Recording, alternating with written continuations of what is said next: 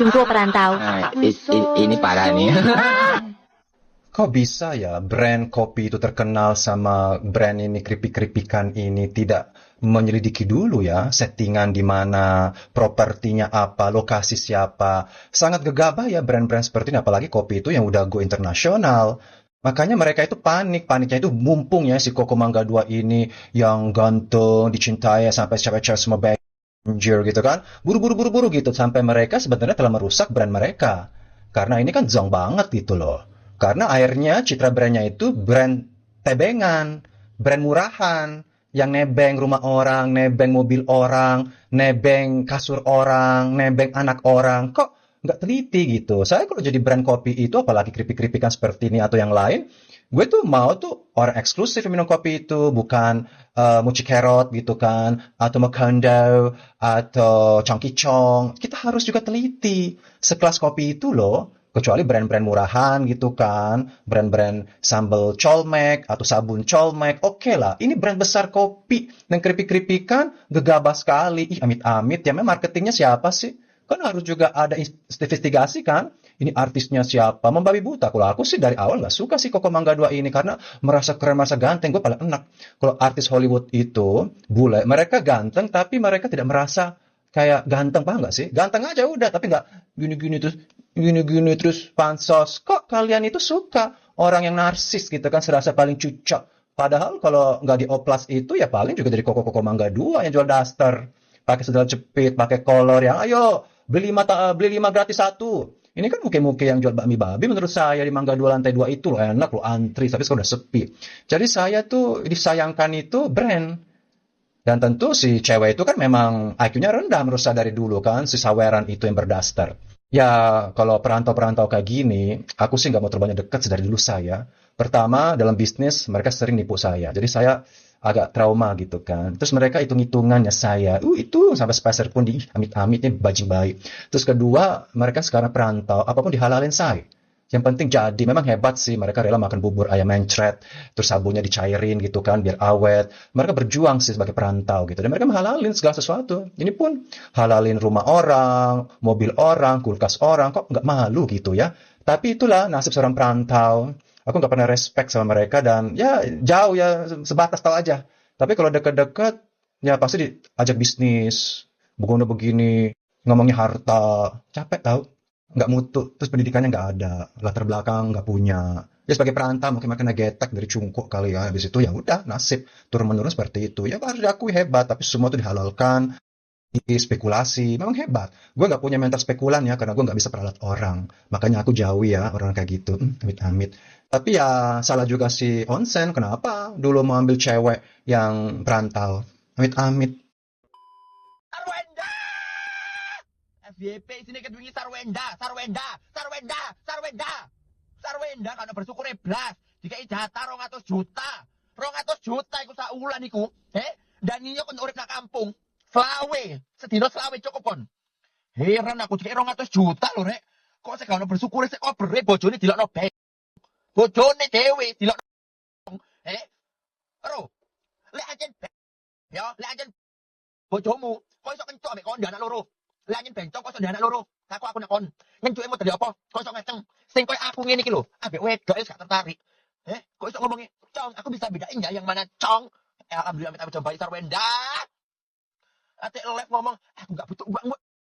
Oh, ya Allah, gak butuh uangmu tapi manggon omah hasil cerita Ruben. Isine FYP ku kepengin ngono terus. Gregeten iki cangkem ambek Sarwenda. Cangcong bojone biyen sing kencuk sing nafkahi dilokno. Ya iku kondomu sing saiki ku, iku baru Ndak ono bencong sok ngeloni sok anak loro iku. Anjene Sarwenda iki mbokne ancuk Sarwenda iku. Temen lho nek gregeten Sarwenda Surabaya, tak idok gulune Sarwenda iku. Tak idok meneh, tak idoni, tak idok. Mati Sarwenda ngono. Heran aku. Lagi ini tentang masalah Buntelan. Buntelan bikin statement katanya begini. Gue kagak butuh lo gitu. Dia katanya kagak butuh kita. Dia ngomong kayak gitu katanya. Kagak butuh lo gitu. Rezeki semuanya dari Tuhan. Iya rezeki dari Tuhan. Tapi kalau kelakuan kayak gitu kita kan jadi enak. Kita jadi mundur. Habis itu kita hempas lo gitu. Nyata mulutnya si buntelan kayak gitu. Dia bilang katanya bikin statement kayak gini, gue kagak butuh lu gitu. Iya, dibilang katanya kagak butuh kita-kita. Tuh bilangnya sama si buntelan itu, emang iya nggak butuh kita-kita. Ya kalau dia lab kan yang beli kita-kita. Gono. Kalau Tuhan mah gak bakal ikut campur. Ini udah ikut campur, lu udah diempas. Sama satu Indonesia udah diboikot. Katanya, gue kagak peduli. Semua orang pada boikot gue gitu, kata dia. Kata gue, ini buntelan kalau bikin statement kadang-kadang bikin gue sentil nih. Gue sentil nih. Yang sampai gue ham Jadi band-band ini suka curhat ke band-band kan curhat. Mantan istri segini banyak tuntutannya, terus mantan istri bawa cowoknya ke rumah kreditan gue, belum lunas juga. Sampai band-band tuh nelpon rekan gue pinjam duit, aku heran loh. Tiap hari pinjam duit, aku aja nggak pernah pinjam duit gitu loh. Jadi kasihan juga lihat band-band banyak, dia banyak pressure-nya guys. Udah kerja dari makanya jualan di sini sampai pagi kan. Bantuin bunda klarifikasi, kan saya jubir, udah ada lawyer no. Lagi dibantuin dulu kayak program tolong. Gimana sih? Kapan bercanda? Ngeramein. Emang apaan gue tipe penghibur? Belajar tidak kepo sama urusan yang aku nggak perlu tahu. Belajar untuk tidak mencampuri urusan orang lain, tidak berkomentar soal orang lain, nggak ikut-ikutan. Jadi ya udah, enak deh. Justru kalau orang pintar, orang tuh tahu dia itu merespon dan hanya akan merespon sama satu orang atau satu statement yang dirasa pantas buat direspon. Kalau nggak pantas buat direspon, oh ngapain? Repot. Jatuhnya jadi kayak telenovela yang tayang Sabtu Minggu tiap Jumat muncul gitu. Kita tunggu nih. Ada apa lagi nih dulu kayak Cinta Fitri gitu. Paling tiap Jumat, Sabtu Minggu sering jadi pembahasan gitu, seru ya. Sering-sering nggak santai kayak gini, jangan jualan dulu. Yang begini nih, yang dikata kagak mau kaya, cuma butuh makan doang. Kalau orang mah sering-sering jualan, jangan kebanyakan nyantai, Mbak Gista. Oh iya, thank you udah gendongin Tania, karena kalau gua Tania tuh anaknya lihat dia benar cinta mati gue dia nih. Mana sih? Lucu banget. Jadi dia yang pilih, terus dia minta izin dulu lagi. Boleh nggak tidur kulit? Bebas banget guys. Iya.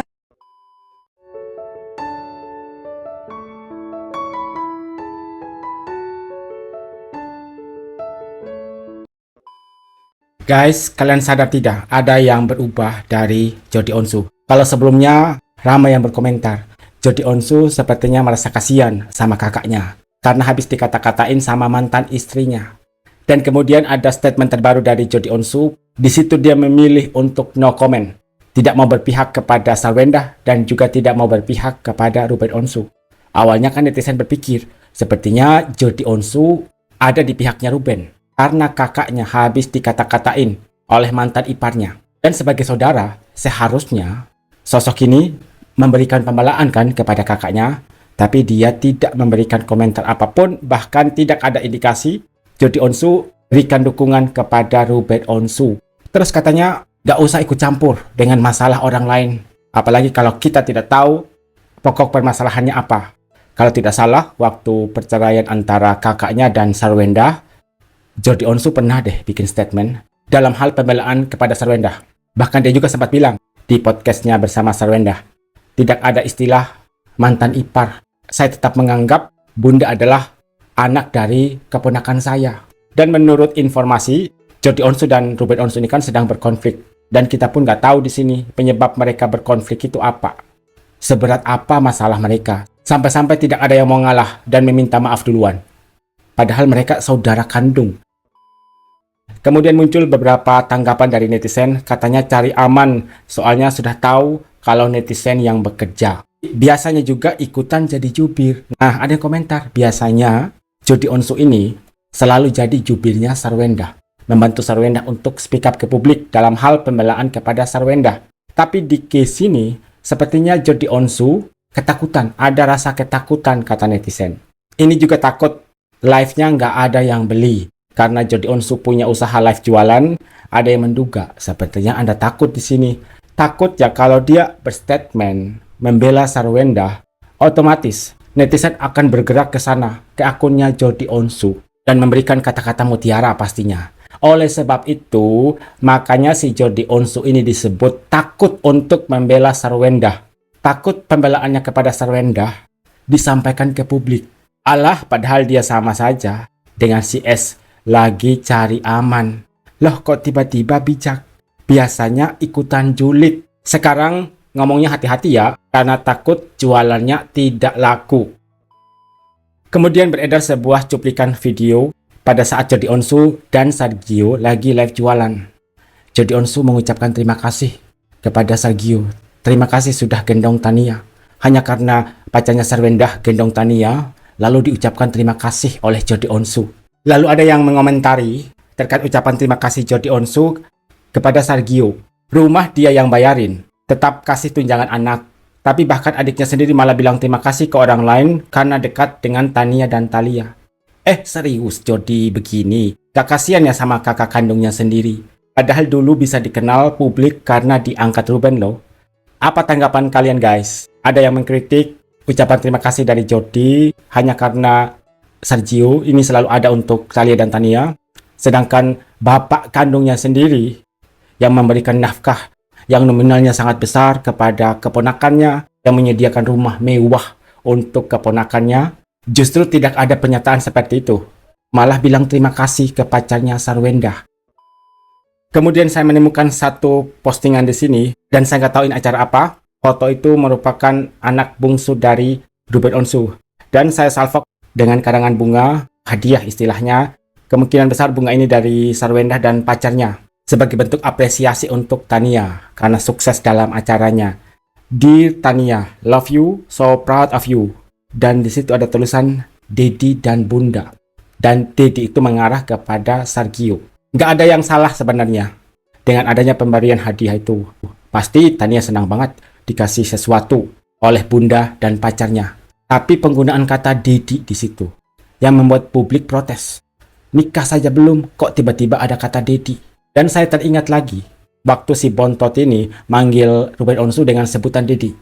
Ngapain manggil Dedi? Panggil saya ayah, bukan Dedi. Tapi Ruben Onsu tidak suka dengan panggilan itu. Karena mungkin dia sudah mendengar panggilan kesayangan mereka kepada pacar Sarwendah ini dengan kata Dedi.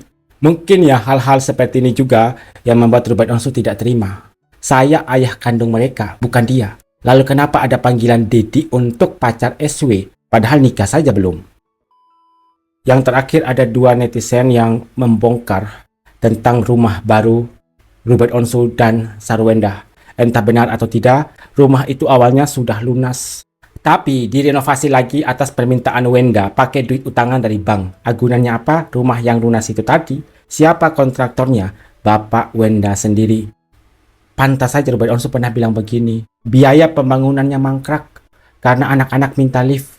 Waktu pengerjaannya tidak sesuai dengan ekspektasi. Makanya saya bilang ke istri saya, siap tidak siap rumah itu harus sesegera mungkin ditempati. Ada yang merespon, biar ada kerjaan.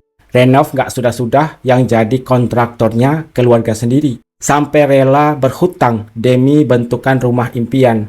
Diperes sampai kering tuh kantong laki. Dianya sibuk branding diri jadi inem di rumah. Padahal kata mantan ART-nya, itu gimmick, cuci baju, dan cuma 2 biji yang disikat. Selebihnya ART yang ngerjain. Pada ketipu sama branding bidadarinya. Rumah yang sudah lunas tapi minta direnovasi. Pakai duit utangan dari bank. Agunannya apa rumah yang lunas itu? Demi rumah impian SW katanya. Jadi diduga Ruben Onsu diperes sampai kering.